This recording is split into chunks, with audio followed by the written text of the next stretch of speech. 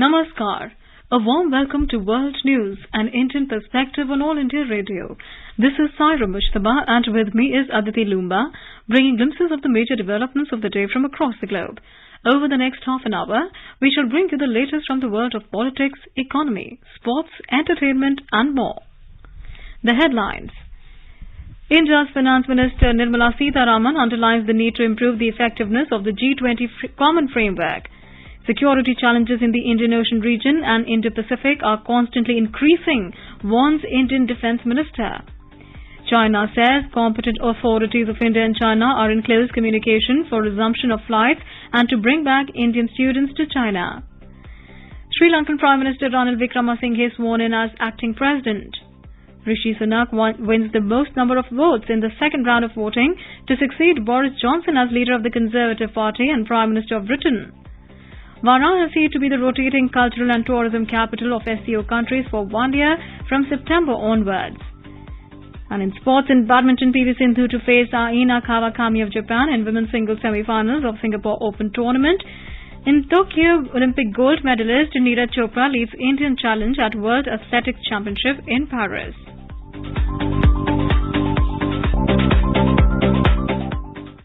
And now the news in detail. Indian Finance Minister Nirmala Sitharaman on Friday underlined the need to improve the effectiveness of the G20 Common Framework. She said this while speaking at the third session on the International Financial Architecture in Bali, Indonesia, which is hosting the third G20 Finance Ministers and Central Bank Governors meeting. The Ministry of Finance tweeted that Ms. Sitharaman also commended the work of an expert panel on the Multilateral Development Bank and suggested developing a roadmap for implementing its recommendations. The finance minister, who arrived in Bali yesterday, attended the Sustainable Finance for Climate Transition Roundtable and underlined the need for blended finance and leveraging private capital to achieve sustainable development goals. Ms. Sitharaman shared India's two-pronged energy transition plan, promoting renewables in the energy mix and adopting innovative policy measures for increasing energy efficiency and security. Early on Friday, the Union Minister participated in the second session of the G20 Finance Ministers and Central Bank Governors meeting, where she shared her views on the group's health agenda, including pandemic, preparedness and response mechanisms. She called for a global coordination mechanism with the World Health Organization at its center. The minister also said India is committed to supporting all efforts to protect and prepare against any future pandemic. Ms. Sitharaman also met Deputy Prime Minister and Finance Minister of Canada, Ms. Chrystia Freeland, in Bali. Indian Defence Minister Rajnath Singh on Friday said that the security challenges in the Indian Ocean region and Indo-Pacific are constantly increasing. In order to achieve the Prime Minister's vision of Sagar, that is, security and growth for all in the region, and to protect, preserve and promote India's national maritime interests, Indian Navy, Indian Coast Guard and other organizations have to increase the infrastructure and assets so that the country stay ahead of the curve in dealing with these challenges. Mr. Singh said this while launching Y3023 Dunagiri Project 17A frigate built by Garden Reach Shipbuilders Limited in Kolkata. The Defence Minister said that the Dunagiri would be a world-class stealth frigate with multi-dimensional capabilities to destroy enemies from sea, sky and underwater. A Brazilian Navy delegation led by Director of Industrial Production and Engineering, Vice Admiral Liberal Enio Zanelato, held discussion with senior officers of the Indian Navy in New Delhi on Friday. The head of the Brazilian delegation also called on Chief of Material of Indian Navy, Vice Admiral Sandeep Naithani. Earlier, the visiting delegation toured headquarters, Western Naval Command and Majgaon Dock Shipbuilders Limited in Mumbai on 11th and 12th on this month. Extensive discussions were held between Brazilian and Indian Navy leadership on areas of mutual cooperation, submarine maintenance, among others. China on Friday said the competent authorities of India and China are in close communication for the resumption of flights and to bring back the first group of Indian students to China at an early date. More than 20,000 Indian students have been waiting to return to the universities in China.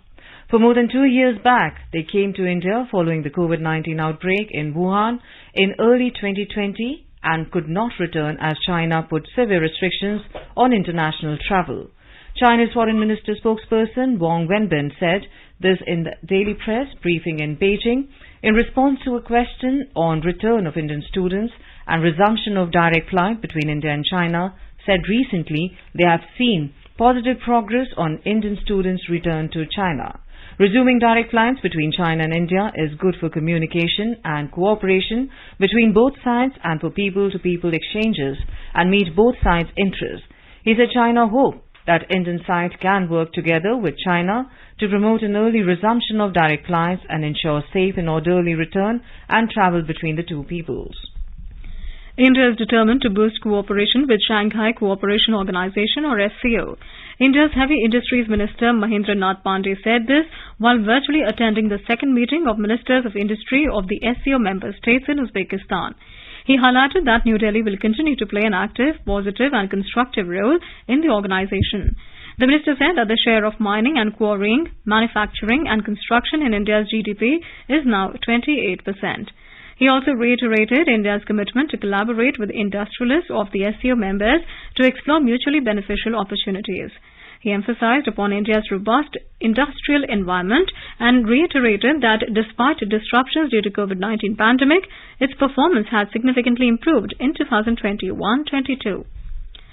Varanasi will be the first city in Shanghai Cooperation Organization SCO region to be granted the rotating title of Cultural and Tourism Capital of SCO under a new mechanism during India's SCO presidency from September 2022 to September 2023. Announcing this in Beijing at a press conference, SCO Secretary General Zhang Ming said that people-to-people cooperation is an important area under the SCO framework and member states are very proactive and positive and implemented a large number of cooperation in cultures. Our correspondent has the details. India will take over as SCO chair from Uzbekistan at the Samarkand summit in September this year. Prime Minister Narendra Modi has proposed many initiatives in the realm of culture for SCO, including SCO Food Festival and SCO Film Festival. It is not yet clear whether the SCO summit this year will be an in-person summit. However, Mr. Zhang said that Uzbekistan has made huge investment in preparing the venue for the SCO summit in Samarkand, which will be later used as SCO Park. Briefing the media on his visit to 5 SCO founding member states and to review the preparations for the 2022 summit, Mr. Zhang said that under the SCO we have meeting mechanisms like Tourism Administration and Tourism Forum. They are about to implement a rotating mechanism to rotate the title of Cultural and Tourism Capital of SCO among member states. Mr. Zhang commended Kazakhstan for implementing visa-free policies for tourists from India and other countries. Mr. Zhang further said the SCO member states have rich resources with respect to tourism. Recently, the SCO Secretariat has just finished the compilation of a picture album that includes about 240 World Cultural Heritage Sites in SCO countries, which includes 32 sites from India. Anshuman Mishra for World News, All India Radio, Beijing. This is All India Radio giving you the news. For quick news updates round the clock, follow us on Twitter at AIR News Alerts. In Sri Lanka, Prime Minister Ranil Wickremesinghe was sworn in as the acting president before Chief Justice Jayantha Jayasuriya on Friday. He was sworn in after acceptance of the resignation of President Gotabaya Rajapaksa. Meanwhile, Parliament Speaker Mahinda Yapa Abeyewardene has said that Parliament will meet on Saturday as President Gotabaya Rajapaksa's resignation has been accepted. He said it was expected to elect a new president through Parliament within 7 days in accordance with the provisions of the Constitution. The Speaker also said Ranil Wickremesinghe will function in the capacity of the acting president, overseeing functions, duties and powers of the office of the president until the procedure of electing the new president is over. China kept a cautious silence on Friday on Sri Lanka's request for financial aid of as much as $4 billion to deal with the ongoing crisis in the island nation, even as Sri Lankan ambassador to China, Palita Kohona, expressed confidence that Beijing will agree at some point to the request. Sri Lanka is asking China for a loan of $1 billion to repay an equivalent amount of Chinese debt coming due this year, Sri Lankan ambassador said in a TV interview on Friday. However, Chinese Foreign Ministry spokesperson Wang Wenbin again declined to confirm if Beijing will agree to Sri Lankan request for financial assistance. Former British Finance Minister Rishi Sunak has won the second round of voting to succeed Boris Johnson as the United Kingdom's Prime Minister and leader of the Conservative Party. Indian origin former Chancellor of the Exchequer Sunak has now topped the first two ballots of MPs. Mr. Sunak came top with 101 votes, followed by Trade Minister Penny Murdoch on 83 votes and Foreign Secretary Liz Truss on 64 votes. Former Equalities Minister Kemi Badenoch and senior backbencher Tom Tugendhat also remain in the contention. Tory MPs are aiming to whittle down the field to two by the end of next week, when it will be thrown over to a postal ballot of Tory members to choose the winner, who will become Prime Minister. Meanwhile, a committee of lawmakers has requested diaries, emails, photos and mobile phone messages from Boris Johnson's office as part of an inquiry into whether the Prime Minister misled Parliament over COVID-19 lockdown breaking events in Downing Street. Saudi Arabia announced on Friday that it was lifting restrictions on all carriers using its airspace. It was the latest conciliatory move by Riyadh concerning Israel, which it has refused to recognize despite intensive efforts by the Israelis to establish ties with Arab countries. The Saudi Civil Aviation Authority, in a statement on Twitter, announced the decision to open the kingdom's airspace for all air carriers that meet the requirements of the authority for overflying. The decision was made to complement the kingdom's efforts aimed at consolidating the kingdom's position as a global hub connecting 3 continents. United States President Joe Biden has met with Palestinian President Mahmoud Abbas and pledged over $3 million in assistance. He arrived in Bethlehem in the West Bank on Friday as part of his tour of the West Asia. He announced that the U.S. would provide assistance to UN organizations that support Palestinian refugees and would also help improve Palestinians' telecommunication network. Biden underscored the need to restart direct negotiations that could lead to a contiguous Palestinian state alongside the state of Israel, with secure and agreed upon borders where each can live in peace and security. On Thursday, President Biden met with Israeli caretaker Prime Minister Yair Lapid. After their meeting, the two leaders held a joint news conference to share their agreement that they would not allow Iran to become a nuclear power. Japan's health experts are warning of an explosive increase in the number of new coronavirus cases in the country. The daily tally on Friday topped 1 lakh for the first time since early February. That's more than double the number recorded a week ago. About 1/5 of the cases reported today are in Tokyo. Prime Minister Kishida Fumio said earlier in the day that he does not intend to introduce new restrictions right now. The Indian Health Ministry on Friday released guidelines for the management of monkeypox disease, asking international passengers to avoid close contact with sick people, including those with skin lesions or genital lesions. As for the guidelines, contact with dead or live wild animals such as small mammals, including rats and squirrels, and non-human primates, that are monkeys and apes, should be avoided. Eating or preparing meat from wild games or using products derived from wild animals from Africa should also be avoided. The ministry asked to stay away from contaminated materials used by sick people in healthcare settings or that came into contact with infected animals. In today's Hotspot section, we bring you an exclusive interaction with UN Department of Economic and Social Affairs experts Ms. Francesca Pierucci and Ms. Yonggi Min on the release of Sustainable Development Goals Report 2022. The interviewer is Bhupender Singh, AIR correspondent.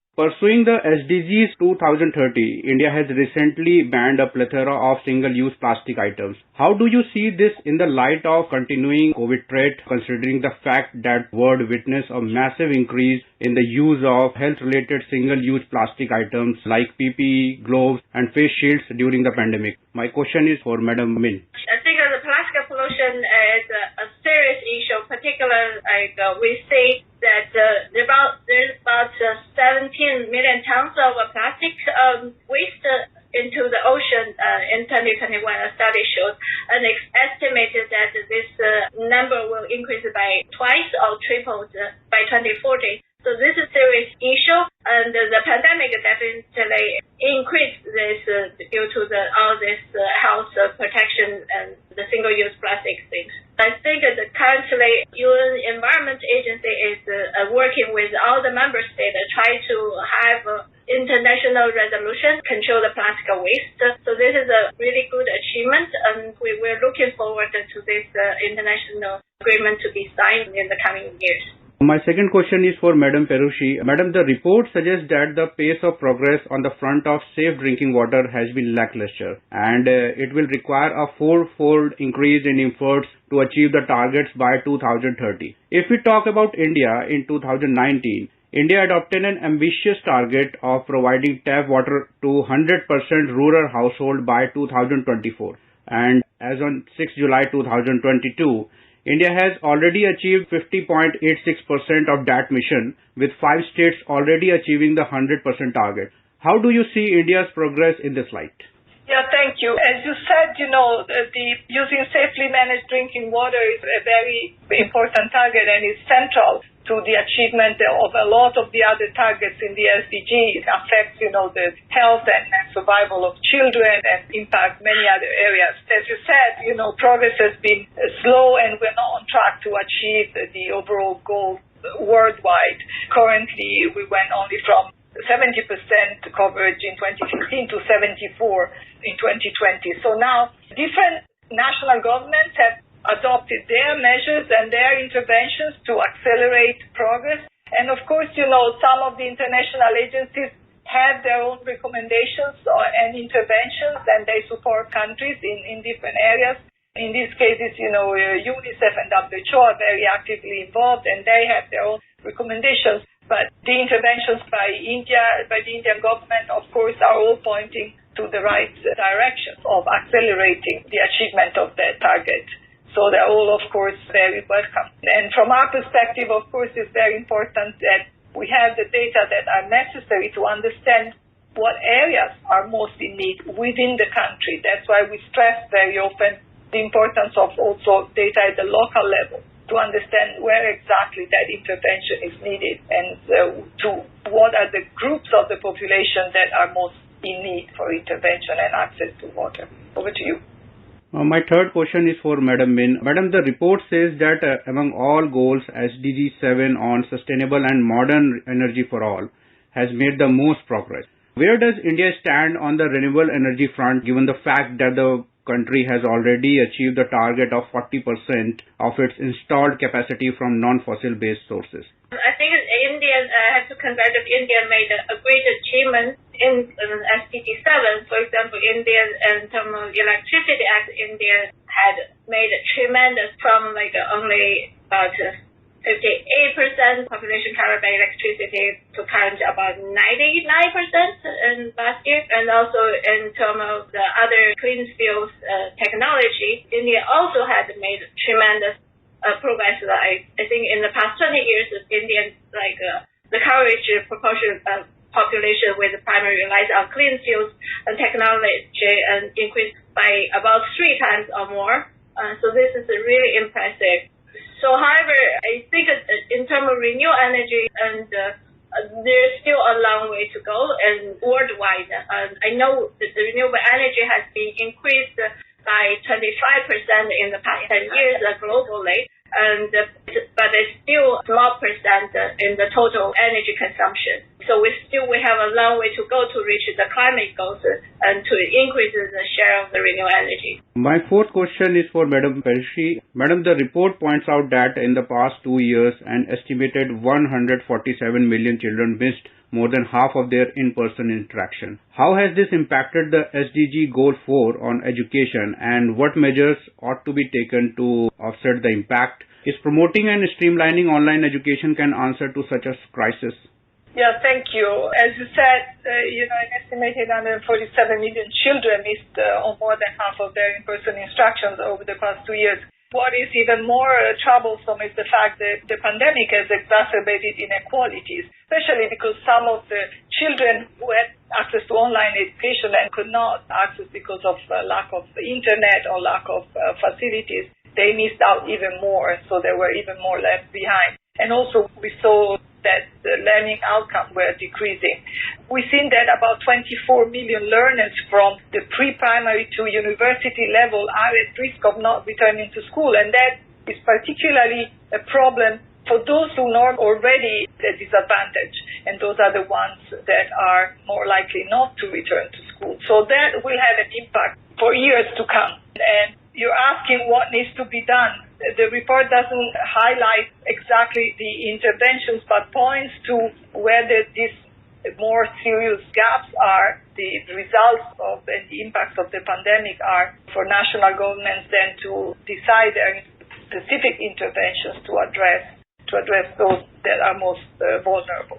My fifth question is for Madam Min. Madam, the UN Food and Agriculture Organization has warned that the world is at a serious risk of food access crisis. What are the factors contributing to this crisis, and what measures do we need to adopt for protection against future shocks? I think even before the pandemic, we see the number of people suffering from hunger and insecurity actually increased, I think, since 2014. And COVID-19 is one big factor, and that increases the number of people suffering from hunger and food security even more. Between 2019 and 2021, 150 million and more people has suffered from hunger alone, and more than 300 million people suffer from food insecurity. And climate change is another factor that affects food insecurity because of the extreme weather events, the drought, the flood, that impact production around the world. So COVID-19 climate change conflict, so the current war in Ukraine also added this like a food prices because of the fertilizers prices has skyrocketed and also disrupted the international supply chain. In addition, the inequality within country and among country is another factor that contributes to the increased number of people suffer from hunger and security. If you look at the total amount of food that the world produces, that if we distribute evenly, this should be sufficient food for everyone. And there's a lot of food also get lost from the harvest to the retail level. It's about 13% of food lost in this level, and another 70% food is waste during the consumption stage. So if we address this also food loss and food waste issue, that also can improve global food security. And of course, that we address the food supply chain issue, and the developed country also need the support with developing country, and particularly in some countries that in severe food insecurity. And I think this can help elevate the global food and hunger issue. My final question is for Madam Min. Madam, how successful has India been in aligning its sanitation policies with the SDGs? I have to say, one area that we say the target is going to be reached is open and efficacious. And this is one area that we say among almost all the targets going to be reached by 2020. And this is a big contribution from the Indian government and made a tremendous effort to reduce the proportion of population practicing open defecation. Back in 21, there's 71% population. Now it's down to only 15%. This is a huge progress has been made in just 20 years. And in terms of safely managed sanitation service, I think there's probably still more effort needed. And currently, only about half of the population in India have access to safely managed sanitation service. So more effort, particularly needed in this area. Thank you, Madam Min, and thank you, Madam Perushi, for giving your valuable time to All India Radio. Thank you very much.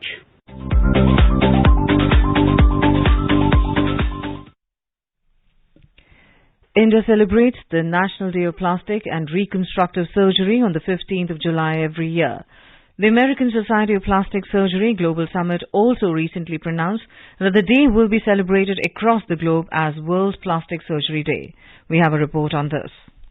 World Plastic Surgery Day is an excellent opportunity for the international plastic surgery community to come together on a single platform, speak with one voice, address common issues, and to be a springboard for awareness-raising actions. Plastic surgery originated from India, and Sushruta is hailed by all as the founder of plastic surgery. In 2011, the concept of National Plastic Surgery Day was first introduced by Dr. S. Raja Sabapathy, then President of the Association of Plastic Surgeons of India. He conceptualized the idea of celebrating the day. Since then, every year on July the 15th, plastic surgeons across the country commemorate the day by conducting camps and awareness meetings. All the plastic surgeons in the country did one free surgery to help countless people on the day. In India, most of the plastic surgery done is reconstructive surgery. Valsa Williams, AIR News. On to sports now. In badminton, ace Indian shuttler PV Sindhu defeated Chinese Han Yue by 17-21, 21-11, 21-19 in the quarterfinals of the ongoing Singapore Open tournament. The double Olympic medalist will face Naina Kawakami, the Japanese world number 38, on Saturday. Saina Nehwal lost to Japanese Aya Ohori, while HS Pranoy lost to Japanese Kodai Naraoka in their quarterfinal matches. The World Athletics Championships is beginning in Eugene from Friday. The 2022 Championships is the 18th edition and the US is hosting the most prestigious event for the first time. The 10-day grand sporting event will host 2,000 athletes representing more than 200 nations. For India, Olympic javelin champion Neeraj Chopra will lead the country's charge, heading a strong contingent that will include Tajinder Pal Singh Toor, men's shot put, Kamalpreet Kaur, women's discus throw, Priyanka Goswami, women's 20 kilometers race walk, among others. Now let us take a look at the major developments around the world as reported in the foreign press. First, we have a look at the press reports on China. Reuters report that China's economic growth slowed sharply in the second quarter, highlighting the colossal toll on activity from the widespread COVID lockdowns and pointing to persistent pressure over coming months from a darkening global outlook. CNN writes China's real estate crisis is escalating, raising concerns about growing risk in the banking system. France 24 writes that a massive scandal worth tens of billions of yuan is rocking the critical rural banking sector in China. WSJ writes that Chinese President Xi Jinping this week made a rare appearance in the troubled region of Xinjiang. Now let's take a look at the press reports on Nepal. The Himalayan Times reports that U.S. Ambassador nominee to Nepal, Dean R. Thompson, said that facilitating Nepal's economic growth and strengthening trade ties are his key priorities during his time in Nepal, in his opening statement before the U.S. Senate Foreign Relations Committee. Now let's have a look at the press reports from Pakistan. The news reports that the newly appointed American ambassador to Pakistan, Donald Blum, formally started his diplomatic activities in Pakistan on Thursday. The Daily Times reports that Sri Lanka has selected an 18-person squad for the next two-match test series against Pakistan, which will start on Saturday, July the 16th. And now let's take a look at the press reports from Balochistan. The news reports that Lieutenant Colonel Laif Beg Mirza, an officer of Pakistan Army who was kidnapped on Tuesday night, was killed, while two terrorists were killed as security forces launched a search operation near Ziyarat. The Express Tribune reports that during the past 4 days, cholera has infected at least 500 citizens in Balochistan's Zob region. Now let's have a look at the press reports from Bangladesh. Train operation on the Dhaka-Mawa Bhanga section of the recently opened Padma Bridge in Bangladesh will start from June next year. Railway Minister Nurul Islam Sujan has said that the installation work of railway tracks on Padma Bridge will start from next week, reports Daily Star. And now a quick look at the headlines once again. India's Finance Minister Nirmala Sitaraman underlines the need to improve the effectiveness of the G20 Common Framework. Security challenges in the Indian Ocean region and Indo-Pacific are constantly increasing, warns Indian Defence Minister. China says competent authorities of India and China are in close communication for resumption of flights and to bring back Indian students to China. Sri Lankan Prime Minister Ranil Wickremesinghe is sworn in as acting president. Rishi Sunak wins the most number of votes in the second round of voting to succeed Boris Johnson as leader of the Conservative Party and Prime Minister of Britain. Varanasi to be the rotating cultural and tourism capital of SCO countries for 1 year from September onwards. In badminton, PV Sindhu to face Aina Kawakami of Japan in women's singles semi-finals of Singapore Open tournament. Tokyo Olympic gold medalist Neeraj Chopra leads Indian challenge at World Athletics Championship.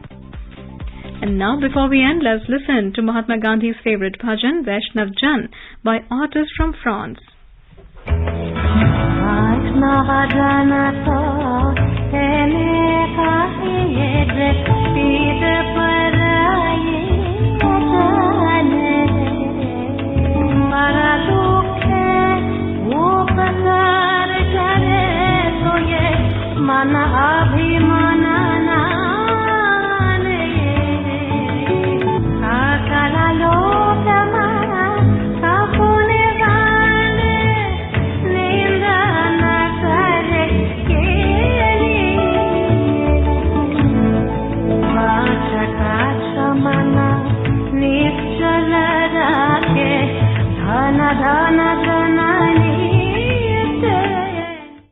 And with that, we end this bulletin. We'll be back at the same time tomorrow with the next edition of World News.